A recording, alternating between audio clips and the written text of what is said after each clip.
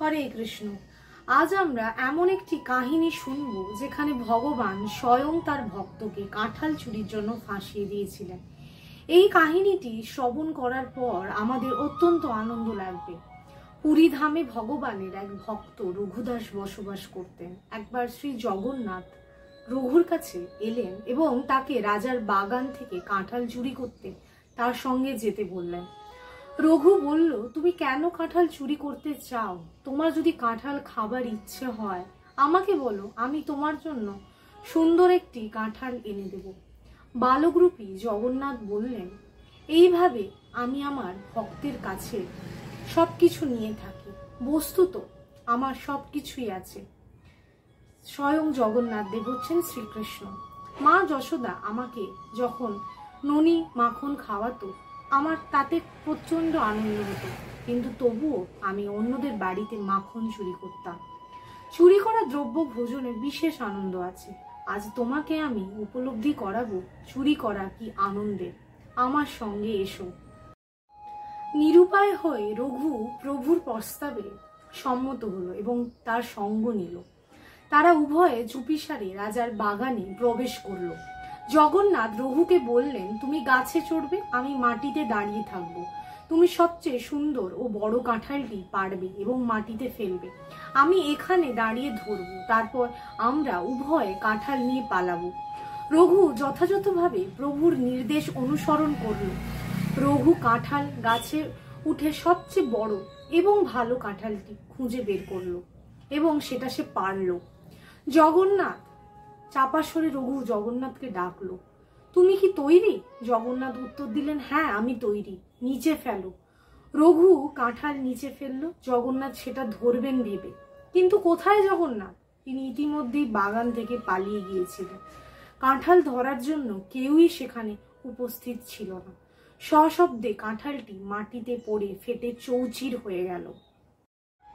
যখন রাজার বাগানের মালি ওই শব্দ শুনল, সে বুঝতে পারলো যে কেউ বাগানে ঢুকে কাঁঠাল চুরি করছে।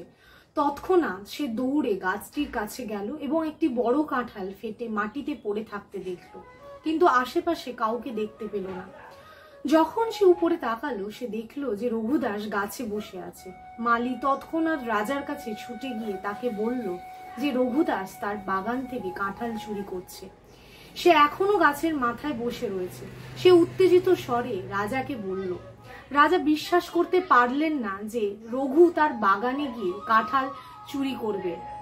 সুতরাং রাজা তার মন্ত্রীদের সাথে নিয়ে গিয়ে মালির নির্দেশিত স্থানে গেলেন। তিনি রঘুদাসকে গাছে চড়ে থাকতে এবং নিচে কাঁঠাল পড়ে থাকতে দেখে আশ্চর্য হলেন। রাজার অনুরোধে রঘু গাছ থেকে নেমে এলো নিচে। রঘুকে জিজ্ঞাসা করলেন, প্রভু, তোমার যদি কাঁঠাল খাওয়ার ইচ্ছেই ছিল তাহলে গভীর রাত্রে আমার বাগানে এসে গাছে চড়ার কি প্রয়োজন ছিল? তুমি আমাকে একবার বলতে পারতে, আমি কাঁঠাল পাড়ার ব্যবস্থা করে তোমার বাড়িতে পাঠিয়ে দিতাম। রঘু তখন প্রভু জগন্নাথ কিভাবে তাকে ঠকিয়েছে সব বৃত্তান্ত বলল। প্রত্যেকেই প্রভুর এই রম্য লীলা শুনে খুব আনন্দ পেল এবং সকলেই হাসতে লাগলো। তারা রঘুর মহত্বের জন্য তার গুণগান করলো।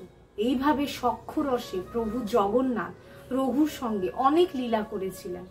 একজন ভক্ত রঘুদাসের সঙ্গে শ্রী জগন্নাথের লীলার একটি প্রত্যক্ষ বর্ণনা দিয়েছেন। একবার রথযাত্রার সময় জগন্নাথ, বলদেব, সুভদ্রা তাদের নিজ নিজ রথে আরোহণ করে আসনে অধিষ্ঠিত হয়েছেন। রাজা এসে পথ সমমার্জন করছেন এবং রথ তখন চলার জন্য তৈরি। হাজার হাজার মানুষ রথের দড়ি টানতে লাগলো, কিন্তু রথ নড়ল না। পরিস্থিতি দেখে একজন ব্রিটিশ সাহেব রথ টানার জন্য শক্তিশালী হাতির ব্যবস্থা করলেন, তবুও রথ অনড়। সাহেব রঘুদাসকে বললেন, রঘুদাসজি, এ কেমন ভগবান? আমি হাতিদেরও নিয়োগ করেছি, তবুও রথ চলছে না। এ কথা শুনে রঘু রথে উঠল এবং শ্রী জগন্নাথের কাছে গেল। সে জগন্নাথের কানে কিছু বলল। তৎক্ষণাৎ রথ চলতে শুরু করল। সাহেব এটি দেখে বিস্মিত হলো। তিনি রঘুদাসকে বললেন, তুমি অপূর্ব, তোমার প্রভু অপূর্ব। রঘুদাস যেখানেই থাকতো সেখানেই সে একমাত্র প্রসাদ বাইরে রেখে দিত, যাতে যে কেউ সেখান থেকে প্রসাদ পেতে পারে। পশু পাখিরা ওই পাত্র থেকে প্রসাদ গ্রহণ করত। ওই একই পাত্র থেকে রঘুও প্রসাদ গ্রহণ করত। তার ছিল এমনই অপূর্ব স্বভাব। রঘু ছিল শ্রী জগন্নাথ দেবের অত্যন্ত প্রিয়। জয় শ্রী জগন্নাথ। হরে কৃষ্ণ।